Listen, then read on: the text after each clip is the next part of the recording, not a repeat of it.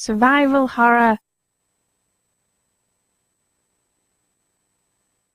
There is a reason that when survival horror and horror games, when placed together and conflated with each other, don't seem to fit. A game like Silent Hill 2 doesn't really share much in common with Dead Space 2. Perhaps that's an unfair comparison, since Silent Hill 2 was highly regarded as a classic, whereas Dead Space 2 was beloved for, the first week of its release? How about a game like Siren Blood Curse compared to, say, Resident Evil 5? They don't really go together, and I really don't think it has anything to do with how good any of these games are. A lot of the time, I think they're conflated purely because people will use these phrases interchangeably, simply arguing from raw meaning. In that argument, survival horror is clearly a type of horror in which you're asked to survive. It's horror, with survival being important. Taken at face value then, obviously survival horror is a type of horror. There are several problems with this. Foremost, it's very hard to name a horror game that doesn't have a survival element somewhere. The term is all-inclusive. Whilst people who use the term argue that not all horror is survival horror, they have trouble naming any game which is not. Especially when you consider how often horror, in the general sense, uses the threat of harm. Secondly, and perhaps more importantly, is that a lot of these games simply aren't horror. They have a horror theme, and sometimes even a horror atmosphere, but do not evoke the same defining emotions that make playing horror an engaging experience. Sometimes they'll even work against any sense of horror you could have otherwise had. Dead Space 2 is a great example of this. Any horror the game could have generated is lost, acting more like a systemic desensitization session than anything genuinely horror, which has to be, when not subtle, rare. And if Dead Space 2 is anything, subtle and sparing it ain't. Is Dead Space 2 survival horror?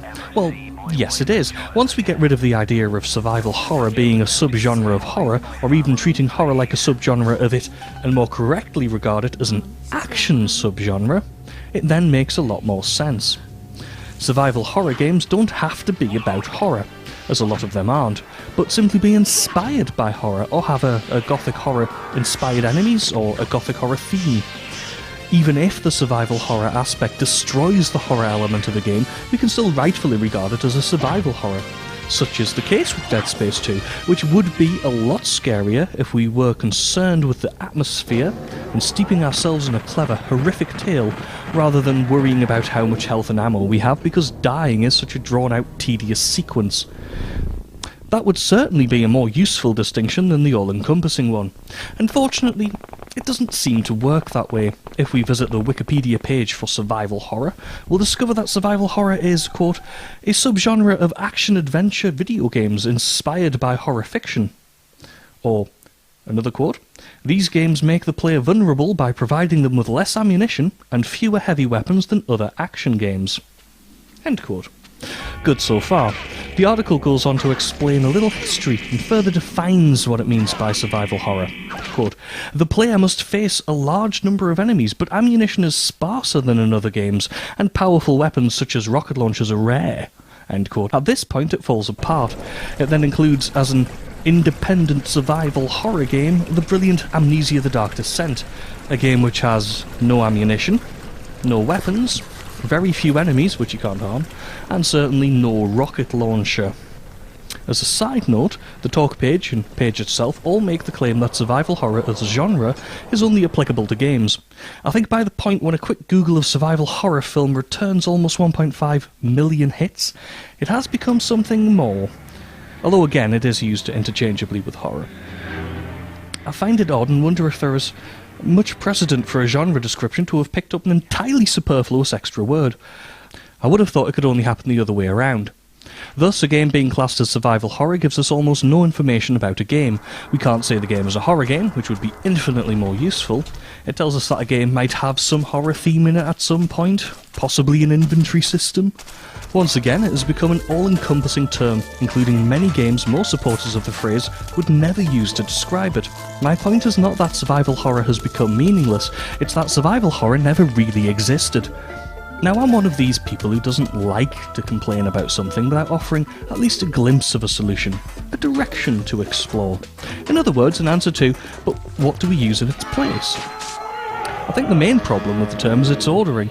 It was first coined by Resident Evil, not known for its clever or, well, sensical dialogue. Joseph! What is it? What? What is this? What is it? Blood. What is this? Wow, what a mansion! What is it? Watch out! It's a monster! Let me take care of this.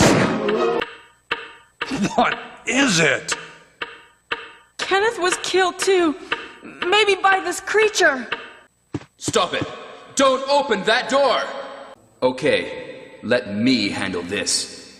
Jill, see if you can find any other clues. I'll be examining this. Hope this is not Chris's blood. Wesker! It might be handy if you, the master of unlocking, take it with you. This is a game that contains the phrase, "I was nearly a Jibble sandwich." Too close. You were almost a Jill sandwich. You're right. Barry, thanks for saving my life. But Barry, didn't you say you're going back to the dining room to do some research? Why on earth are you here? I just had something I wanted to check. Now, let's get back to searching for the lost captain and Chris, shall we? How about then, instead of survival horror, which sounds like horror with a focus on survival, Thank you, Barry. let's go in a new phrase. Let's swap the terms around. How about horror-themed survival? Or maybe horror-inspired survival? That's basically what these games were originally. Alternatively, and something I've been doing for a while already, is avoiding calling things survival horror, or even horror-based survival, entirely. We already have the most useful genres: action, horror, and it's enough.